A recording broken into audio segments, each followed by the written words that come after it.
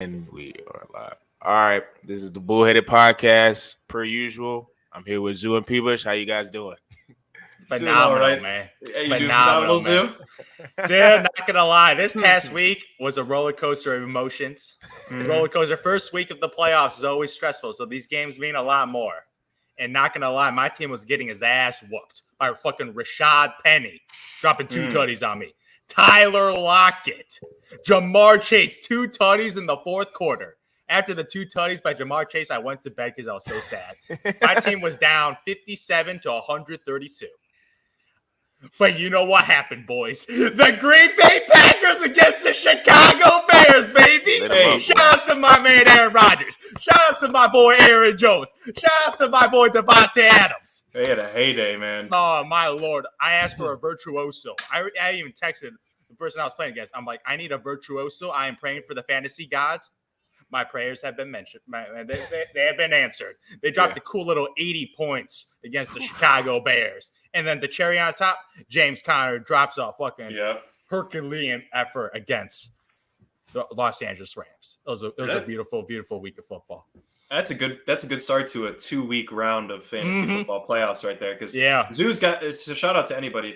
Zoo came up with, I think, a better technique for fantasy playoffs by, you only make 4 teams, right? And you play 2 weeks in the aggregate to maintain. So if you're still doing the single week playoffs, man, definitely switch to that. Zoo was on top of that from the moment he became commissioner. But Zoo, I think you got it. I don't like that March Madness BS, man. I don't want no upset. I want the best team winning. I like the NBA type playoffs, consistency. Baby. Yeah, the best team. You get 2 weeks, no random fluky week of someone winning. The best team moves on. You deserve it.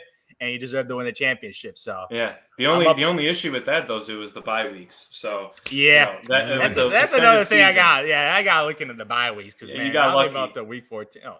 You didn't have to play Jonathan Taylor this week. Dude, that's crazy. This man's team did not have Jonathan Taylor, Jalen Hurts, and he still dropped 132. Yeah, that's so you might be screwed. That's insane, right? He dropped 132 with like half his roster on bye. Shout outs to him. But I had those Green Boys against the Chicago Bears. And look, Zoo and I were texting back and forth because to me, that was the best half of football I've seen the Bears play in 3 damn years, man. And I was sitting there like, I don't even know what I'm watching. They're putting up 27 points in the first half. I know 7 of those came from a punt return, which was an unbelievable punt return, I might add. Jakeem Grant had a hell of a game. Yeah. Had that nice little forward Patrick Mahomes type pass from Justin Fields to pad Fields' stats a little bit. I'll take it, man. That pick 6 that he threw was tough. That's just a mistake that he is bound to make, a bunch of times against a really good secondary, even without Jair Alexander in Green Bay, because I don't know, man. The Packers defense had been on a roll, and the Bears arguably put up one of the better performances against the Packers in Lambeau. And it was good to see Fields take a little bit of progression there. Yes. He finally put up over 20 fantasy points. I thought that was huge. But like, Justin feels like, he had a nice game. Yeah. That special teams had a nice day, man. That special teams and Green Bay special teams need some work. They need some work, man, if they're going to win a championship. Man, they were so bad. Like, I don't even know how bad they were. Like, they had that one weird rule, right, where they pretty much had the onside kick. It was returned for a tutty, but it got returned back for some reason. Yep.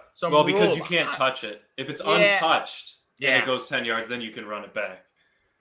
That would have put us right I don't know. That's a dumb rule. I think the Bears deserve a tutty after that. I was like, man, that's just a bunch of news from the Packers, man. Don't know how to catch a football. Hey, man. Historically, the Packers' special teams has caused them a lot of angst in the playoffs. So, I remember. I know. I remember. I know what you're about to say. I remember Seattle. I would not recover from that Seattle game with that scrubby dubby name. If I remember, Bostic, was it Bostic? I think it was. Man. It wasn't John Bostic. No, it wasn't John Bostic. That's the first person I thought of, but it was something Bostic. My Lord. God, it's gonna if that dude catches the ball, Aaron Rodgers goes to the Super Bowl to play Tom Brady. I was robbed of that. We were robbed for real. I was robbed.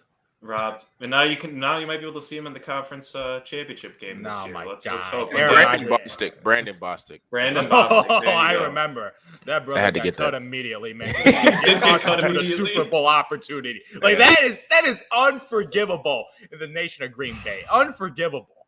My God, I still haven't recovered from that. Do you think Rodgers solidified his MVP?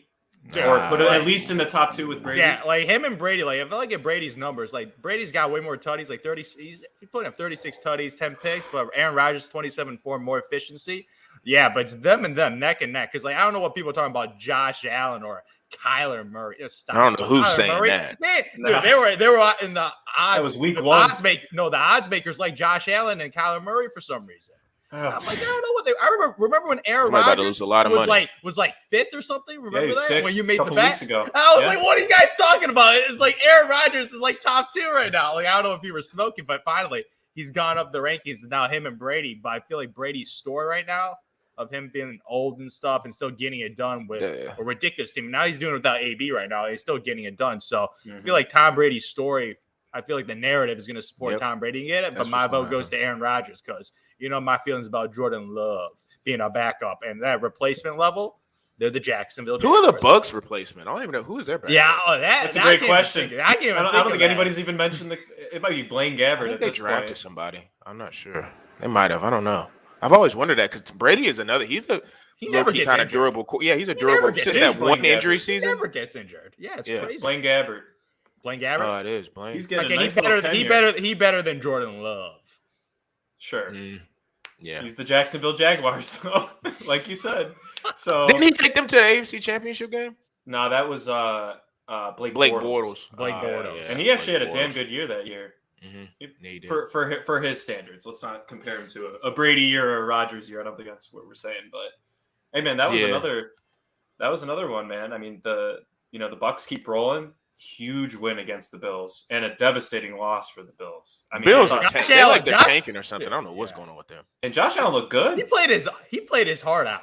Yeah, he was an RB1, man. This dude freaking rushed over 100 yards. Pretty much, they did not give over 5 carries to their running backs. I think in total, I think they had 8 carries, and they were actually at 7 yards a carry. So they were doing well, but it was just a Josh Allen show, man, per usual. Yeah, Josh Allen put on a virtuoso. Almost made the comeback. Going to overtime, but then they got the coin toss. Yeah, they missed the opportunity. And they went 3 and out. You can't give that gift back to Brady, man. You can't win the coin toss 50-50 pure chance. Win it against Tom Brady. Go 3 and out, punt him back the ball. Not even by if you had even scored a field goal in that situation, at least it puts a little bit of pressure on Brady to say, okay, we have to score on this drive instead of, hey, even if we punt on this one, the game keeps going, right? So, I mean, I think they were talking about it on Sunday Night Football pregame. Yeah. But the odds that dropped from the Bills losing that game for the possibility to win the division is now pretty slim. And even their playoff chances are pretty much 50-50 at this point. With wild card race, they're gonna be fine for a wild card. Yeah, they are the wild card. I think they might be the last spot. They better be glad they're in the AFC because I'll tell you what, I don't know if there's a situation that I would even be confident that the Bills can do anything in the playoffs that they make it. I just feel like they're Josh Allen or bust. And I know they had an injury to their best corner, but man, it's like you would think, and I'm not saying Josh Allen is a bad quarterback, but he just seems like he's not playing at the level he was last year. I just don't think he's at that level. And part of that might have to do with the Bills maybe fool's gold with their weapons because it really is on offense, Stephon Diggs or bust. Like, it ain't like they have these plethora amount of, like, receivers and running backs by committee, which I hate running backs by committee. Like, I'm a big believer in it's a bad committee, too. Like, Devin Singletary and Matt Breida, like, I'm sorry. That's a Don't forget about Zach Moss there, too. Not getting it once done. In a while. Not getting it done, dude. But and the then thing you have, is if they use them, right, at least just give them 10 carries, man. Like, I know you're not taking anything away, but if Josh Allen throws 15 incompletions in a game, why not give 5 of those to the running backs? And that gives you another 35 yards on their average against a pretty damn good run defense in the Bucs. So they were right in that game, and I think that was the game where they implemented the run when they had to, and it worked when they used it. And that's partially why I think they stayed in it, on top of Josh Allen being able to put up 11 yards a carry and a touchdown. Ridiculous. I mean, he is an RB1. He is part of the committee. He is. Yeah. It's kind of like how he is by far the best running back because the dude's he's the bigger player too. Yeah. Like size wise, strength wise, he's bigger than both Devin Singletary. Fast. Yeah, Devin Singletary and Matt Breida. So I'm just like, yeah, he's built like an RB, but he's playing QB. So what he's doing, man. But Tom Brady, man, getting his 700th touchdown on the game winner. Oh my lord. 58 yards at that. Oh my lord. I was just like, oh my god, this guy just wins. He just figures it out. Yeah, I don't Every even think time. it's Brashad Perriman. One Yep. catch, one I think so, touchdown, it's Perriman. 58 yards. Brashad And Perriman. thank God it wasn't to Godwin because I was facing him up in the daily fantasy on DraftKings and I was up 2 and I saw them score a touchdown. My Wi-Fi went out. Typical. I know you guys all know about that story, right? So I had to restart YouTube TV real quick. Came back and it showed that they scored and I didn't know who scored. And I was like, oh, thank God it was Perriman, man, the guy that I don't care about. But hey, man, he spreads the ball around and he's going to get more touchdowns than how old he is. I think at this point he's going to throw 44 plus. This year. Oh, if I he's need him. He's at 37. Yeah, 36. 36. There you go. He's Yeah. got 4 games left. Yeah, he's gonna easily hit 40. Oh my Going for God. 50 Easy. going for 50 tutties, man. That's what he's going for. He is? If he gets 50 tutties, MVP. Certified probably MVP. win. Yeah, he's probably Yeah. win MVP. Yeah. And All I right. need him, man. I don't need him this week, man. Chris Godwin, I'm putting you in this week. I'm putting you in. Who they playing? They're playing against a bad team. That's all I know, man. They're playing against a bad team. I don't I think saw it's that. I saw that matchup. Oh, it was a nice matchup for my boy Chris Godwin. Saints. Yeah, that's a bad team. That's a bad. And they team. know him, man. They know him. Like Ever Taysom since Hill. Jameis went down, they kind of packed it on in. I think the only hope they had was that Thursday night game against Dallas with Taysom, and I think Taysom even messed up his hand that game. And I was like, yeah, that's all she. He had wrote for 4 the Saints. picks, man. He had 4 Yeah. picks. 3 or That's- 4. that's- Still has 20. He still had 26 points in fantasy though. Which Yeah, he did put up points. In Dude, fantasy. you know what he is? Running He's threat. he's a white Jalen Hurts, man. Yeah, That's what he is. Yeah. Dude, I think Jalen goes the brother far, can get like 4 points after 2 quarters, but then the minute he starts Oh, running yeah, like yeah. an RB, man, he goes RB1 mode. Oh, he's pretty Garbage good at getting, time. dude, rushing touchdowns, man. He's great at getting those, man. But yeah, he reminds me so much of Jalen Hurts. It's actually And hilarious. they're lurking, man. I mean, we don't have to dive into it fully, but like, Washington. I think if Heineke was in that, they would have made a push on that final drive to tie up that Man, game. you saw the Better than difference. Kyle Allen. You saw the difference in talent level of Well, the they Washington are football surging, team and the man. Dallas Cowboys. Absolutely, but they were pushing back. They had that pick 6. Dak pretty much imploded in that Okay, game. Dak was atrocious. And do you want to know why that game was so close? He got paid so much money. I don't know what happened. He started the year out like really well, and now he's Because like, he got paid. It's the name of the You game, just- man. dude, you get that burden off your shoulders, man. You're no longer playing for a $40 million contract. You're playing 200 to hope to yards keep and half of 2 that. picks. That's Yeah, I mean- inexcusable. Like thank Oh, God yeah. he has Michael And- Parsons in that defense. You Like want that to talk about defense is inexcusable? incredible.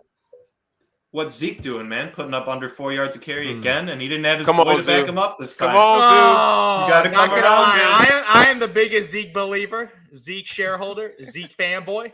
But my oh my, he sucked it up. Like Tony Pollard was out, so I was Yeah. like, okay, Zeke's gonna eat, baby. This You didn't is get to a see the division explosiveness. rival. Let's give the brother some carries. But man, oh man, 3.8 yards per carry, 45 yards. Inexcusable. The boy Corey Clement put up the Yeah, I same have no numbers, idea man. who that is. The third string running back put up the same Former numbers Eagle. as Ezekiel Elliott. Mm-hmm. Ezekiel Elliott. And last week was trying to get in the playoffs, man. I barely made the playoffs. Thank God I had some other guys to bail out my boy Zeke. I didn't make the playoffs because of Zeke. I made it in spite of him. And he's my RB1. That's You know- pathetic. Another dude you that know- got paid $90 million. Chilling Their defense Cabo is Sand, carrying. 45 Their defense yards. is Surprisingly, man. yeah, surprisingly. Surprising. I don't think any of us predicted their defense to be carrying them to a 9-4 record. We thought all of us for sure thought it would be the offensive side. Yeah. Dude, they're Um, stacked, man. Like Amari Cooper, CeeDee Lamb, Michael Gallup is a third receiver. They're like Something four Dalton goes- Schultz is yeah. having a good Like year. Dalton Schultz, Four like they different got a receivers. nice receiving core, good old line, good running backs, 2 solid running backs. I'm like, Dak, your franchise QB, but Yeah. But they can't. It just doesn't seem to all Embarrassing. click. I don't know if it's maybe. I mean, Dak's clearly not making the best decisions. I mean, look, he's a great 2 picks. quarterback. that Washington football team defense not that good, man. It's not that They've been- good. Look, I They're know playing a little they better. lost Chase Young. They've been playing better. I think better than people expected without Chase Young. I think we can all agree to that. But look, I mean, they're still hovering at that 6 and 7.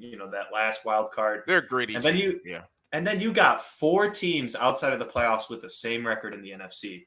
And then you got the Seahawks lurking at 5-8, which, if you think about it, is really only a game back. They didn't make it, man. All I'm saying is, man, that 7th spot in the NFC is wide open at this point. Vikings have a pretty tough schedule. They got to go play the Packers and Lambeau. Yeah. You know, the Eagles, who knows if Hurts is going to come back this week. Can Gardner bring him another win? The Falcons are hot right now. And I can't stand that Ryan. I can't Their stand defense is atrocious, man. But it is all right. I mean, all right. Let's see this. So you got Heineke, Kirk Cousins, Jalen Hurts, Matt Ryan, Taysom Hill, PJ Walker / Cam Newton or Russell Wilson. Those are all within one game of each other to get that 7th spot. Who do you trust out of that the most? Who do you trust? Kirk Cousins. Because he got Justin Jefferson and Dalvin Cook, baby, and that O-line. Yeah. That offense is sensational. That's an They have a top 10. They have a top 10 most difficult strength of schedule their last 4 weeks. That's the only thing. And then you're looking at a team like the Seahawks are bottom 5. When do they play Green Bay? When do they play Green Bay? Yeah. Because if Green Bay's got the seating locked up, then that might they'll be. still play them, man. So they got to play. No, it's going to last. It's definitely going to last week because you're going to be fighting for number 1 seed overall for home. Who's the 2nd seed in the NFC? Arizona? The Bucks.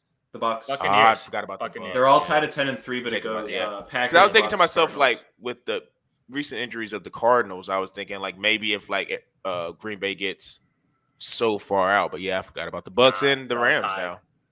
Yeah. Yeah, Rams they got a game behind. The Vikings are playing the Bears twice, which I understand, but the Bears always split, man. They always split with Minnesota. It doesn't matter. They play Monday night, and we all know how Kirk plays on Monday night. Yeah, he's not good in prime time. Especially against the Bears. By that, actually, I think he's 0-3 against the Bears in prime time. And then they have to play the Rams and the Packers. Those are their 2 other games at Lambeau, and then at home against the Rams, which is still no easy feat. So I mean, it's tough. I think the NFC's a little bit more wide open than the AFC, just because, the Bills are probably going to make it. And if any team gives them a run for their money, I mean, you're talking between the Browns, Bengals, Broncos, and Steelers. And that's, at this point, it's kind of tough to tell. So yeah, Cleveland, I don't see it. Cincinnati, I could see a team. Maybe. They're so inconsistent, man. Yeah. They did not get the end zone until 9 minutes left in the 4th quarter, man. And they just pop off for 2 in a row. Get some stops. I probably would rather want to see Cincinnati than Buffalo just because of Burrow. For sure. That's probably more of my heart speaking than actual facts of what would actually happen in getting seeding. Yeah. NFC to me is super wide open just because of Arizona now with Hopkins being injured till they say the playoffs, which is always difficult because it's like if it's a knee sprain, then is he going to be ready for that first game? Who knows? And then you have the Rams just out of nowhere. It's like, okay, now we're back. Now we're getting Odell involved. Now we're going to play like a team that wants to be in the playoffs. Stafford throwing tutties all over the ground. He's got a lot of deep weapons too. So kind of, you kind of maybe had this inkling maybe 2 weeks ago, like, okay, the Packers and Bucks, it looks like it's going to be a rematch in the NFC Championship game. But now I feel like there's at least 2 other teams that can maybe come crash apart in the NFC. AFC, like I say, it's just a wacky, wonky division to me. Like that whole side I'm not confident in anybody at all on that side. As a team, I'd be like, okay, that's a team that can make a run to the playoffs. New England, everybody keeps saying New England. That'll be so unprecedented if a rookie quarterback took a team to a Super Bowl. Like that's just hard to fathom. So I can't pick them, even though they're really good. I just can't pick them. Belichick, man. He's trying to redeem himself, man. He saw Tom Brady get a ring, man, and he was getting some hate. But like, man, it was more Tom Brady. If he wins a ring with a rookie quarterback, oh my Lord, the conversation's back again. It's back versus Brady versus Belichick. That is ridiculous, man. Yeah, if that's he almost wins more. The year after. Oh my! It's more Lord. impressive than Brady going and winning in his first year. I think. Yeah, I think it is. Yeah, way more. Because like Brady went to a team that was legitimately stacked on offense, and then he made it more stacked. Yeah. By bringing in Fournette and Gronk, like Fournette and Gronk, like and AB. AB. Like they had one of the most historic offenses ever, and their defense last year was ridiculous. And because I don't know the Patriots offense. It's okay. It's not explosive at all. It's just not like, vertical at all. Yeah, exactly. It's a little Dick and Duncan run game. Reminds Stevenson. But their defense is good and sound. Damian Harris, it's just like it's not that explosive an offense. So it'll be interesting to see them play against a team that'll be putting up like 30 points. Can they keep up with those types of teams? The Chiefs. Yeah, because you're looking at the top. Exactly. And it's like the Titans. I don't see them. Nah. I mean, they have an easy schedule. They're going to make the playoffs. I think we can all agree that. Yeah, I don't buy them. They lost to. I don't buy them doing anything. I don't buy the Ravens. Dude, they're too injured now. Now Lamar Jackson is injured. He's day to day. He'll be fine. But I'm just saying, sprained his all ankle. these injuries, man, to overcome all those injuries, I'm like, their secondary is completely in shatters. Obviously, in the beginning of the year, losing every single one of their running backs, like you can't overcome all those injuries. No, like you just can't. It's and then you're looking at the Chargers and Colts. I mean, those are the other two that are up there. I now. I do like the Chargers Colts. could pop off randomly. I think that's guaranteed. Herbert's a game changer there. Yeah, he's a game-changing quarterback, man. And then the Colts, kind of similar. I like the Colts. I like the Colts. Kind of similar to the Patriots, I like man. The Colts. Yeah, they got. They're pretty balanced team. Carson Super Wentz balanced. Sometimes looks pretty good. Sometimes looks awful, but yeah, they just need to win. They need to win probably 3 of their last 4 games. I think if they really want to make a push and put pressure on the Titans too, because I mean, if the Titans just kind of implode, which is very possible if they're relying on Julio Jones as their number one. Yeah. With all those injuries, man, I don't know. He done, man. He old. I think the Super Bowl is pretty wide open, at least on the AFC side. The NFC, it's kind of between 3 or 4 teams. Rodgers and Brady, bro. Maybe the Cardinals and the Rams. Nope. I'm out on the Cardinals. I see no chance. I like the Rams. I like the Rams more. But I like the Rams. That game changed it for you, huh? Yeah, I just like the Rams a lot more than the Cardinals. I don't know. Kyler Murray, I just feel like he's not there yet, man. He's not that level. He's still young. He's still learning the game. He's coming off injury too. Like, I don't know. I just feel like they're a regular season team, and the playoffs are gonna get destroyed. Because if I'm a Packers fan, so if I see the Cardinals in the playoffs against Aaron Rodgers, I'm butt whooping. The Rams, I'm a little scared. I'm a little scared of Sean McVay, man.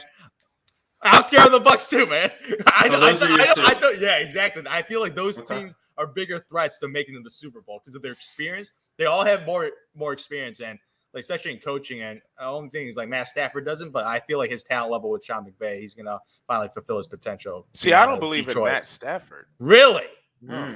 Never played a playoff game. I gotta see him in the playoffs for me to be able to. He got Cooper Kupp, man. This dude's like the modern day Jerry Rice numbers right now, man. Cooper Kupp now. If Odell starts, maybe now I know he's got COVID, but he got. If he starts coming in and being that second option, then I can be like, okay, now Matt, it's hard to fail because you're gonna have 2 legitimate options in the playoffs.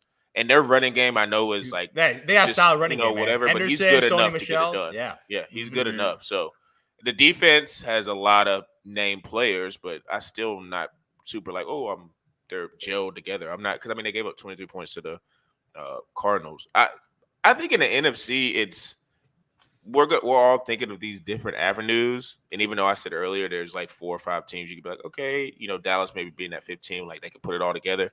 But let me tell you, it's probably going to come down to the Packers and the Bucks. And, for sure. And depending on home field, that's what I want, man. I want that rematch. I want some redemption from my boy. That's big. If Brady has to go up to Lambeau, I'm telling you that bye week is gonna be huge. That bye week is gonna be massive. So that's why right now every game matters. Right now, that bye week could legit cost you a Super Bowl because not gonna like the NFC is tough, man. Like top to bottom, this is by far the better conference. So if you get a bye week, man, easier path to the Super Bowl, baby. And the frozen. And now that there's only one, it's almost more. I actually like that they added a playoff spot but removed a bye week, right? Because it forces you to push through, play that 18th week possibly, right? Aaron Rodgers will likely have to because I really don't foresee the Packers or Bucks getting any further than a game apart of each other. Now the Packers do have the tiebreaker, which is pretty big, but I don't know if that comes down to conference wins or if that comes down to because those are the 2 divisions that are playing each other this year. Well, I'm telling you right now, the Green Bay Packers are going to win out. Yeah, they play against the Baltimore Ravens, who's just injured. You never know. Cleveland Browns. Okay. That's a Baker lot. Mayfield, come on now. The Minnesota Vikings. That one. Man. Those are, you never know, man. Yeah, division games. But the last game, Detroit Lions. That's a bye week. That's a dub. Yeah. That's so they got a pretty That's easy a bye schedule. week. Yeah, it is. Like DeAndre Swift, TJ Hawkinson, they're both injured and they have like 1 win this. They have one. Yeah, they have 1 win this year. Yeah, they got the dub, man. Yeah, against the Vikings. Give them some credit, dude. Jeez, come on, man. Okay, this is why I don't like the Vikings. I opened the segment last podcast with that. Had to shout him out, man. But look, they won on 1 play, man. They were like legit a coin flip. They won last on second. the final play, man. 4th down, 4 seconds. Yeah, they were a second away from being having no wins. But yeah, that schedule wise, they going undefeated. Then kind of looking at the AFC real quick too. I mean, we've been talking about the Dallas defense for I feel like a couple weeks at this point. Just how impressive they've been. The Chiefs defense was impressive this past week against the Raiders, man. I thought that was probably the biggest surprise of the week. Not just because I don't know if they were just nervous about their gameplay or if Melvin Ingram was really that big of an addition for them. Chris Jones. I mean, he's huge. It allows Chris Jones to really focus on the interior, right? I think they probably said this a ton during the game. But look, that was huge. I mean, Patrick Mahomes didn't have to do too much. He threw 24 times. When was the last time Patrick Mahomes only threw less than 25 passes? I mean, that's a pretty rare game when you're not asking him to do too much and your running game's working. I think they put up like 130 by committee. Shout out to CEH. Nice game. Derek Gore had a couple really nice runs in that game too. Their backup. He got a tutty. Yeah, that was garbage time, granted. But on the other side, I mean, I think we got to shout out one of the more quiet up-and-coming wide receivers in the league, man. Hunter Renfrow. He's got nearly 90 catches, 900 yards, and 5 touchdowns, man.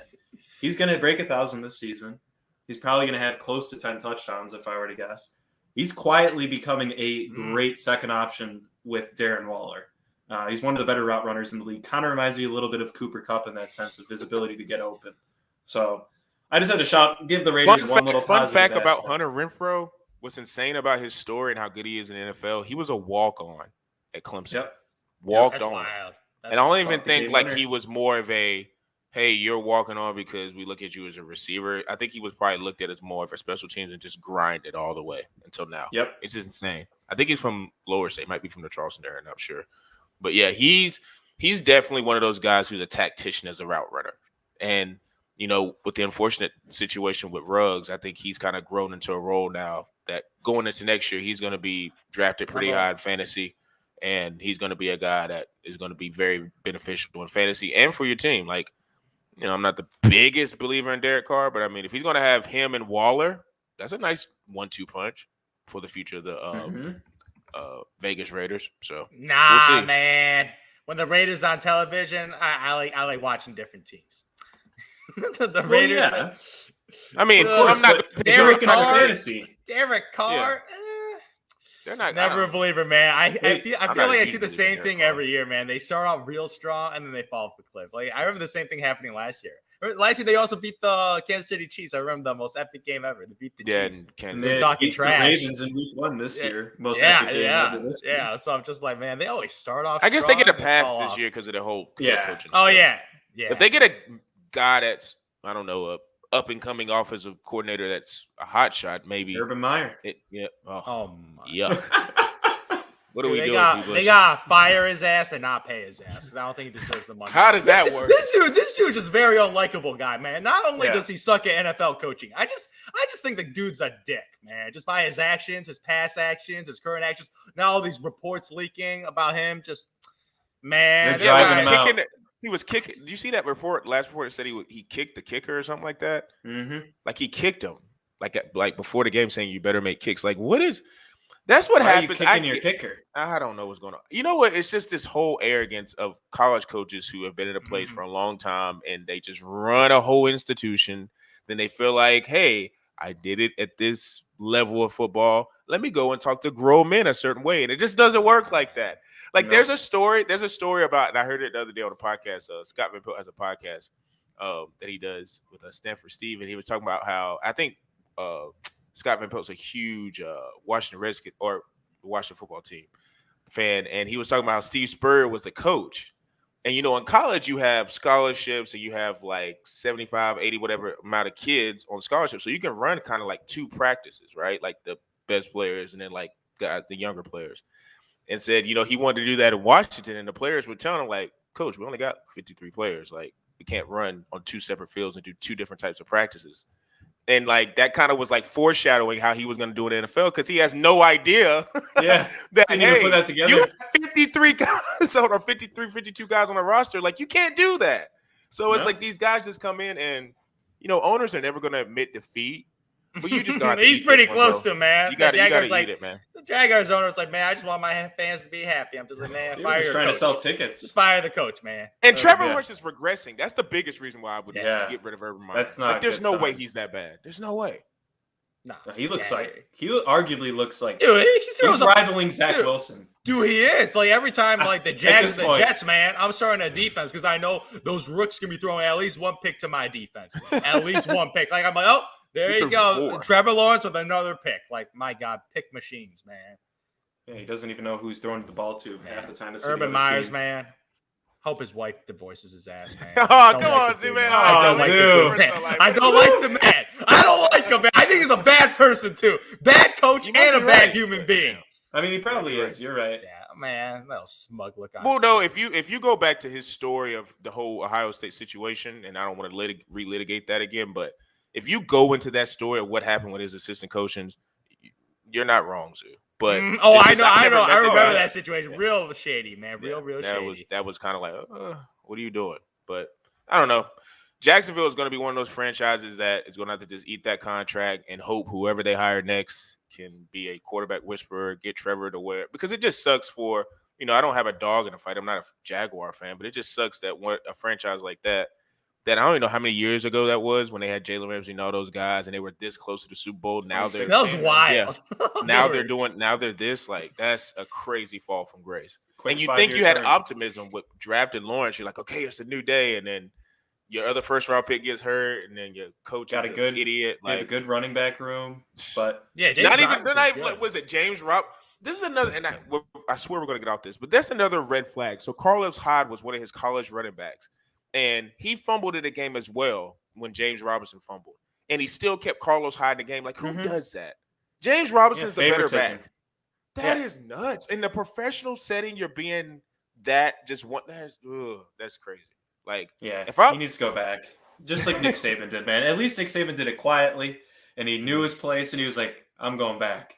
Yeah. And if he would have got Drew Brees, maybe he would have been in the league. But he's going out with a bang, that's for sure. Yeah, I don't know, but we'll talk more about the NFL next week because, like I say, the weeks are counting down. We're definitely going to get into the playoffs real soon. So, you guys that are listening, stay tuned for that. But we had to do a little quick review of last night's game with Steph Curry. He became the all-time three-point leader in making three-point shots. And, it was a big milestone because, he, in my opinion, set the situation up so he can get it at MSG. It just made too much sense. Of course. The biggest platform in, I guess you could say, basketball.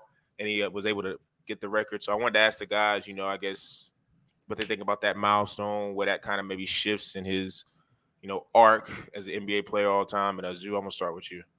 Man, it was storybook, man. TNT. So Reggie Miller did the call. The guy who was the previous holder before Ray Allen, who showed up in the building. So I just felt like it was perfect, man. MSG. I remember that was Steph Curry's it's coming out, man. Yeah, coming out party. Because I remember when he dropped 54. I'm just like, man, this little small. Because I remember Steph Curry. I was like, he's a cute little player. He's a young little player putting up 18 points in Golden State, losing like every game. Like, he's putting up some numbers down there. But when he dropped 54, man, I saw someone special. Like, this guy's shooting ability, but what this guy has done for the game, like, he changed the game. I think he has the biggest impact on the game today. In the history of basketball, I think he's one or two on the biggest impact on the game. For sure. From the traditional bigs of the post-up game from the 90s and 2000s to the more small little dudes jacking up threes and now inspiring the LaMelo Balls and the Trae Youngs of the world, being able to dominate a game dominated by giants, having regular human beings, 6-foot guys dominate the game at the perimeter level. And what this guy's done for the game is incredible. Off the court, this guy's incredible. Like, this Steph Curry, he's the anti-Urban Myers, man. This guy is a great dude. This guy's a great dude. Not only is he one of the greatest basketball players of all time, guy just looks like a good dude I want to hang out with. Good husband, good dad, good person. Anti-Urban Myers.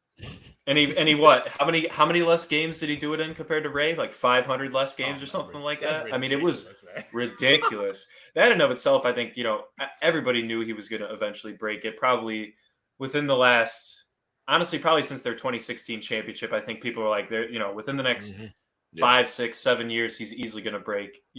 At that time, it might have been Reggie Miller, but, Ray Allen was creeping at that point too.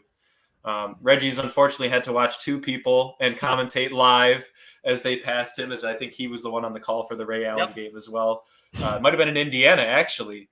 They might have been playing the Pacers in that game. But besides the point, man, I agree with you, Zoo. I mean, he's probably the most pivotal player. I think he's changed the rule book more than any player, not necessarily just like the actual NBA rule book, but how players play, how you come off screens, kicking a leg out on that jump shot. There were other players that kind of came into that, but you look at Trae Young, he's 23 years old, man. When he was 10 years old, Steph Curry was making that run in Davidson. And you know that every player that played basketball, especially if you were a three-point shooter, I'll pat myself on the back a little bit right there. When I watched his tournament run, I think it was in 2009, 2008, 2009, I didn't think he was going to make it in the league and do what he was going to do, but it was a hell of a fun time watching him, man. He was skinny. He was small. He was skinny. God. He had handles, and, at that point, he was really their only scorer. So he didn't really have to pass the ball as much. But we really saw his game progress. He pretty much added a four-pointer, I guess you could call it, that, led him to the way of the Lillards, right? Trae Young, we see it doing now, obviously. But yeah, man, shout out to him. He's an iconic player, man. I think up there with Jordan when it comes to influential in the NBA atmosphere. LeBron's obviously probably a better player overall. I think we don't need to get into all the comparisons and all that, but he didn't affect the game as much as Steph Curry has, to the point where they've even considered, throwing the idea around of a 4-point line. And I know they did it in the Big Three. They have that one little spot that was kind of the 4-point play bubble where you can shoot. That's kind of a Curry thing, man. So shout out to him, man. Good for him. Shout out to Ayesha Curry, clearly keeping him motivated. And look, man, I think they're going to make a run, and it would be storybook, to Zoo's point, if he also won a championship this year. I think that'd be you want to talk about a James Conner cherry on top, Zoo? That would be the cherry on top for Steph Curry's career, breaking it and winning the championship in the same year without his big running mate for the majority of the year. Yeah, because on this pace, with this team 23-5 right now, he's on pace to win his third MVP. Mm-hmm. Third MVP, and he might be able to win another championship, and he might be able to get his elusive Finals MVP. Ooh. That's the last thing on his resume. Iguodala. And Iguodala stole one of them. Highway robbery. Robbery, man. Highway robbery. He held LeBron to 35 and 10. Good for him. Yeah. He made it tough on him. Okay, LeBron just got tired. He ain't making it. Whoever voted that seriously, whoever, I don't know if there's it was Max Kellerman. Definitely was Max. But I don't know. I feel like Max was playing his character, man. I don't think Bane of the universe. I want Iguodala. Yeah, I wonder if he'll still give that same answer after last night. He said that and kept his job, and just got demoted to, I don't know if he got demoted, but got another job with ESPN, which is insane. I feel like he's playing a character. I don't know. I feel like whoever was able, who is cast to making those votes for that, you should if you could find out who did that, you got to get that taken away. It was so irresponsible that they did that. It was. No idea why they did that. Do you know who I would have voted for? LeBron. Even though he lost, I would have given it to Jerry West. Yeah, he would. Yeah, I was watching that series. I'm just like, LeBron just playing with Timofey Mozgov was the second option. Timofey Mozgov. Yeah. Yuck. That's another guy that got paid an obscene amount of money. But you know what's crazy about Steph? I think part of his growth when he came into the league, because he had the ankle problems. So part of his growth was, I think, at the beginning when he first got with Golden State, was Mark Jackson. I think, and Mark's talked about this sometimes on other podcasts I've listened to, how he really embraced, because you got to think people were shooting threes in the league and they were doing that, and it wasn't the 3-point shot wasn't there, but he really empowered Steph and Klay to an extent to let them be who they needed to be. Because you think of Steph, it's okay, he's a point guard. So you think, okay, point guards need to set up other teammates and do whatever. But I think Mark saw early, which is not rocket science if you're watching practice and seeing Steph bombing threes from half court, okay, this guy can shoot threes. But I think what's really cool is I think he empowered them to a point where it's okay, I know that you guys do this. I'm going to let you keep doing it. And, it looks crazy. And I know he came out early, was these are the two best shooters ever. And everybody's Ray Allen. And now he's being proven now that he broke the record yesterday, or last night. He's one of the best. He is the best shooter of all time. And I just think, Mark Jackson, maybe as a tactician and trying to figure out how to get them different plays, maybe that didn't work out. But I think he really helped the development with Steph. Yeah. Now, I don't know if he's ever said that on record, but I would probably say that Steph would agree. He let them be who he is. Yeah, he let them be that. And then, once Kerr came in, it just got pushed over the top. So I think that's a big thing that I think Steph did. And, I think he's going to always be remembered as a person that influenced the game in terms of just the little guy, which I hate that we say that because he's bigger than like probably 85% of America. But it's just like he's in the NBA standards. He's a little guy, and he really made it possible for teams now. And I mean, it don't matter what size you are. If you're a skilled guard, you have a chance in the league. Like, you just need an ounce of athleticism. And like you say, Curry, I think people really sleep on his handles because he's up there in terms of handles. He may not be as flashy, but he gets to his spots. And that's because of his handle. His handle is ridiculous. So that's how I'm going to remember Curry. I think he's made a huge impact. And, you know, when you talk about the pillars, Mount Rushmores, the people in the NBA, like, you know, there's going to be the players that are ranked higher than him. But in terms of if you're just doing a Mount Rushmore of impact, like, Curry, most important players to the game. Curry's on that Rushmore. Like, I think, like, if you're making a Mount Rushmore of guys who are the most important to the NBA game, he is on there. Definitely, no he is on there. He is on there. Yeah, it's probably him, Jordan, Kareem. Yeah. Man, stop it with Kareem, bro. No, Kareem had the most stoppable shot. He has to be on there, Come on now. I know he kind of entered into the big man. Nobody has. He was the big man that led up before Jordan. Man, stop it, man. The game would have been fine without Kareem Abdul-Jabbar. Well, it would have been fine. Has a shot like him, Zoo? Come on, man. Wait, man. What has he influenced, man? Nothing. The shot. He has a shot that nobody can replicate. That's like and then all big men started using it. No big men started using it. The hook, just the hook shot in general. You don't have to say it's the jump hook from 20 feet away, which, I don't know how you were going to stop that. But just the jump hook motion in general, man, that was a patented move that all big men, you learn that as one of your first moves. And they can't do it as well either. No. None of them can. Like, who does a jump hook nowadays? Embiid? Maybe. Yeah, you remember Joakim Noah tried to do it back in the day. I'm talking about impact, man. I'm not saying Kareem wasn't a great player. He got most unstoppable shot ever. But I'm talking about the impact, the game of the NBA basketball game. Nah, he had no depth. Who would you put not much instead influence. of Kareem then? Michael Jordan, LeBron James, Curry. LeBron James' influence on the offseason, player empowerment. He is the player of free agency. It might be Shaq. That was stop it. It's LeBron James. He was the first player. He just switched Went teams to LA. No, that's because Orlando was cheap. They didn't want to pay his ass. Yeah, they didn't want to pay. LeBron James is the influence of free agency and creating teams and empowering the players. Sure. Steph Curry revolutionizing the game of the three-point shot in the perimeter game, getting rid of the notion of jump shooting teams can't win. Michael Jordan revolutionized the game of off-court business of being a superstar in the NBA. NBA was irrelevant until Michael Jordan. And I would say Larry Bird, Magic Johnson for keeping the NBA alive. Those two guys kept it. Not enough tape delay. That's a fair pick. They were on tape delay. Like, man, NBA was irrelevant. Those guys kept it alive. So I feel like those guys are the most influential guys That's fair. of the NBA. Kareem. I wouldn't argue. I still would argue Kareem, but that's not. I'd argue Kareem over those two, but those are probably the other two I'd rotate in. Maybe Durant too. I think you could argue with the big man shooting. George Gervin would like a word with Kevin Durant. He was scoring just like Kevin Durant. Just not as much. Don't compare George Gervin to Kevin Durant, a guy who can pull up from three. George Gervin was a layup dude, you're not hearing what I'm saying, bro. Man, stop it, George Gervin. Man, he didn't shoot threes like Kevin Durant, but I'm saying in terms of big men that was scoring. And I don't think George Gervin, like nobody, even because the same argument you talk about George Gervin, I'm not sure what age he was playing when the three-point shot was coming, but they killed Michael by the same thing, saying, well, Michael didn't shoot threes. Well, nobody emphasized threes back then, so you can't get mad at George Gervin if they didn't emphasize it. Like, they say the same thing about Michael. I think if Michael was playing today, he would probably be able to shoot threes. Yeah, he would have adapted. Yeah, just like everybody else. But George Gervin's not going on a. Okay, we're not bringing George Gervin to this conversation. He's not going on of the most impactful. He was the OG big man who could score, like dribbling, and all that. He had a really pretty finger roll. That thing, it looked nice. That was what he was known for. Yeah, it was nice. It was aesthetically pleasing, but Curry just made such a crazy impact, man. Like, I think, I'm not sure how old he is, but for him having those injury scares at the beginning with his ankles and stuff, it's been pretty cool to see him healthy for the most part. So we've been able to enjoy him able to break this record, and that record will probably never be broken. I just don't see it happening. So, shout out to Curry, man. But we're gonna kind of get up out of here. Same old talk. NFL, NBA.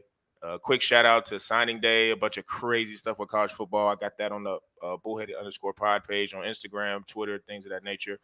we're going to be doing, like I say, next week. NFL is getting really close to the playoffs. We'll be talking more NBA. Hopefully, everybody starts staying healthy with the COVID protocols and things like that, so we can still have these sports. So everyone out there stay safe. Like I said, as usual, make sure you guys subscribe to the Bullhead_pod. Follow us on all the major platforms: Spotify, Apple, Stitcher, SoundCloud, all that. And for me and Zoo and P. Bush, we're out.